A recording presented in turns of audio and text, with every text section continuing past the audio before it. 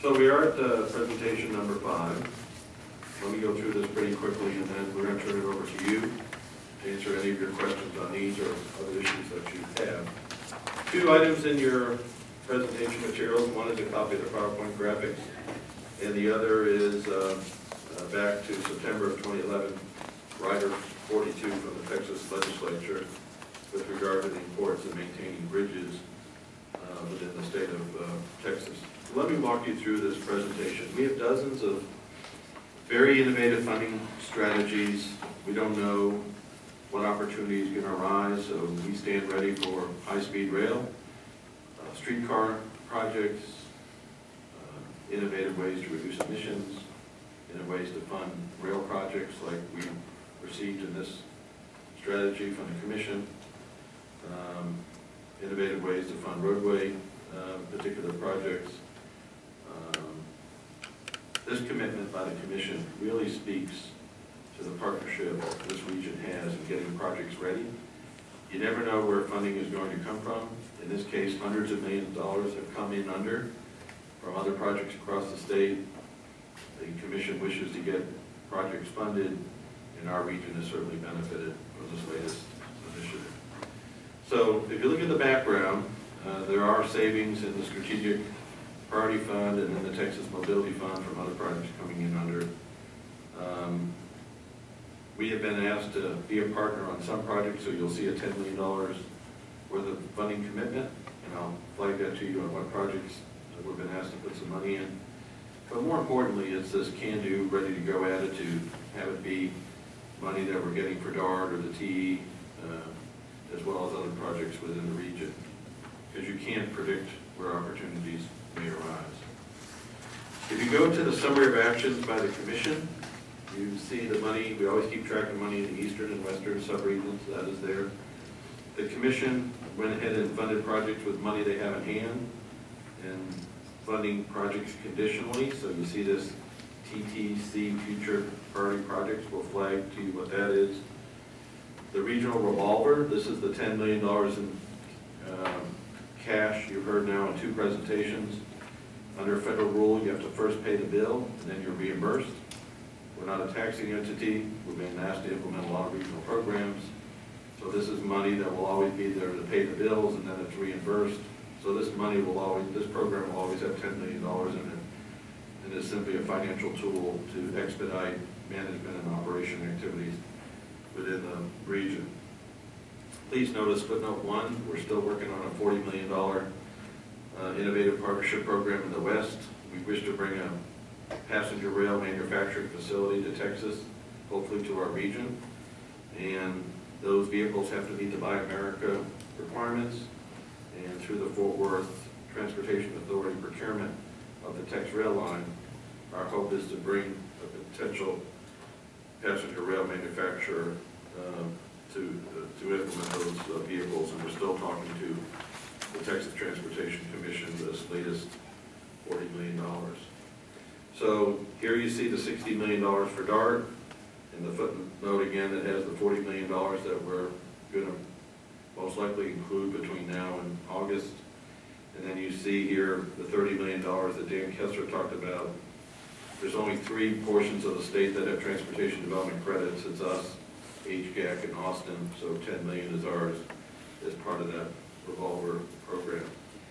When we're working with the US 75 project between LBJ and 121, we were asked by the communities to build a thinner, skinnier, more sensitive freeway improvement. We presented to that group that we'll have to make improvements probably in 8 different areas. One of them was the rail program.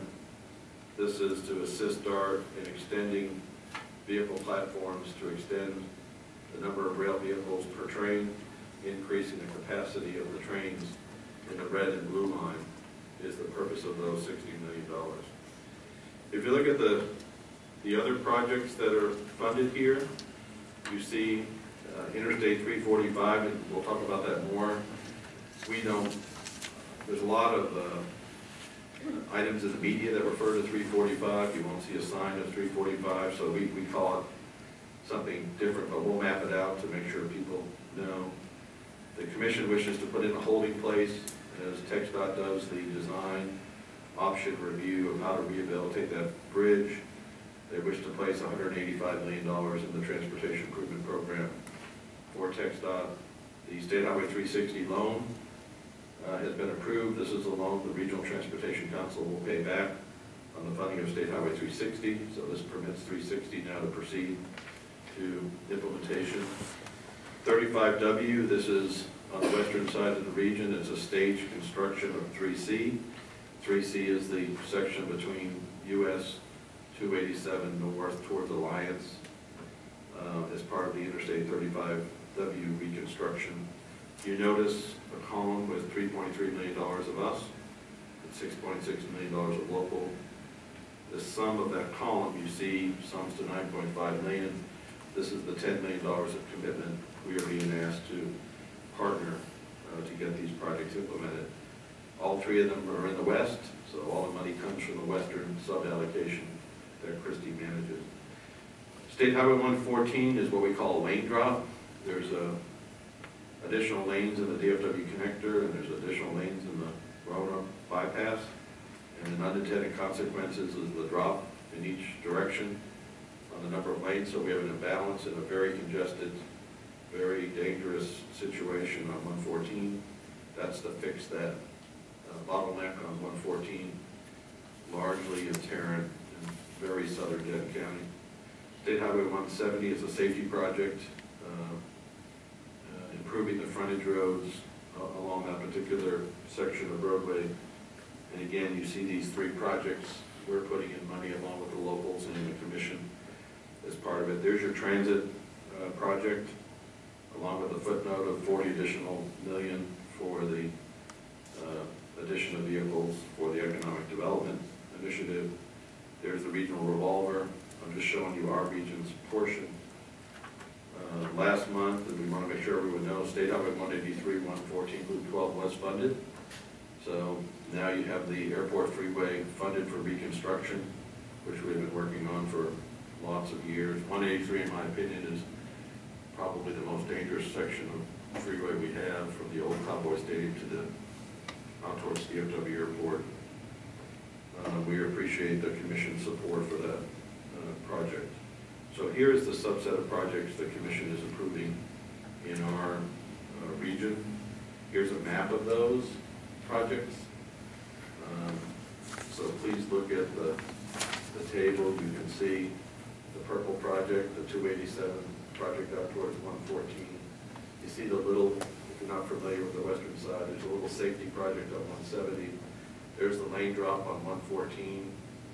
The red connections is the 183 improvements as part of our connection. This will connect the LBJ project all the way to the North Tarrant Express as one system of projects across the region.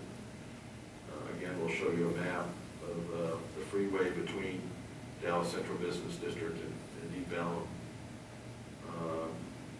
And then there's the 360 project, which just north of there is maybe the most dangerous section in Tarrant County, where because of the absence of a 40-year ago promised State Highway 360, traffic is backing up on 360 almost as far as this building in the southbound direction, and we can now finally fix that problem. The elected officials around this table will take the risk in paying that loan off as a way to get that project expedited. Probably the first time in the country, an example of innovative funding from this office, probably the first time in the country that the Regional Transportation Council, the MPO, will be taking the risk on a toll project. The benefit, of course, is that we think over time it will produce over $1 billion in revenue that can help fund rail, and roadway, and transit, and streetcar, and other improvements within the region. Remember, the region's going past 6.7 million on its way to 10.6 million people in the time frame of our responsibility, and we're looking at every innovative way that we can to fund these projects. So we're appreciative for the commission's support. This is the freeway between downtown Dallas and Deep Ellum. TxDOT has a holding place. since Bill Hale's district is looking at the cost of different rehabilitation options, sitting at 185. I'm hoping it comes in way under, and these projects can be reprogrammed. Engineering options are due in 2014, construction's due in 2015. Here's a more detailed picture of that particular initiative. The policy direction to fix the bridges. If you go back one slide, you can see the horseshoe at 30 and 35E. If you can, there's 30, and you look at the top, it looks like a horseshoe. That's where that expression comes from. $800 million in rebuilding those two bridges, given their bridge scores. This is a continuation of this sensitivity to maintenance. And if you go to our transportation plan, the first box is infrastructure maintenance. So first thing we look at before we look at freeways, which is the last thing we fund, this is the order in which improvements are made in the region. And you can see the importance of maintenance and bridge replacements in that process. Here is the reference to the Rider 42. Conversations going back with the legislature, literally calling into this office with regard to the best way to move forward on Proposition 12 projects, and the legislature's critical commitment and TxDOT's critical commitment to the bridges. So you can see the bridges the legislature and TxDOT were nervous about, and they're listed in Rider 42 from the previous legislative sessions. Future projects, I told you that they're wanting to pencil in projects with revenue not yet here. I assume the commission has talked about eventually they think Congress will pass money for transportation because our federal bill is up this year. These are the two projects. Our first Cat Main project in the region, where we went in and looked at a very innovative way to not have to rebuild the whole corridor, but using innovative ways of using capital asset inventory, was 35E, this section of Interstate 35 through Waxahachie, and how we're able to use the current infrastructure versus previous attempts would be to just rebuild the whole corridor for a cost probably 8 times this. And that's the first application of this new capital asset approach in the region, hopefully becoming an initiative statewide. And then Interstate 45 we have listed there. It's in the Dallas district. It's outside the RTC boundary, but it's in our COG boundary. So I wanted to flag it to you, even though it's not an RTC item. This is the improvements to Interstate 45 at the congested bottleneck of Corsicana. This is the Commission's interest in shortening the distance between the Port of Houston and the inland ports of the Dallas-Fort Worth region, maximizing the gross domestic product within the state of our commitment to Interstate 45. And you will see the Commission continue to focus on Interstate 45 as a way to maximize economic development for the state. So in summary, we're very appreciative of receiving $742 million. All other parts of the state did not receive $742 million. It is a very unique relationship we have with the Commission, and we're appreciative of it. There's an additional $120 million for the section on 35E in the Waxahachie area, but already selected. You have the $40 million in transit funds that we're working on as part of the procurement process of new vehicles under the Buy American provision, hopefully resulting in a vehicle manufacturing plant in Texas, hopefully in our region. We are being asked to put in $10 million. I flagged the 3 projects that the Commission has asked us to put money in. And then the Regional Transportation Council approved these projects and are setting them up to public meeting for us to get comments to then hopefully instruct our Transportation Improvement Program and then the State Transportation Improvement Program to move forward with these particular projects.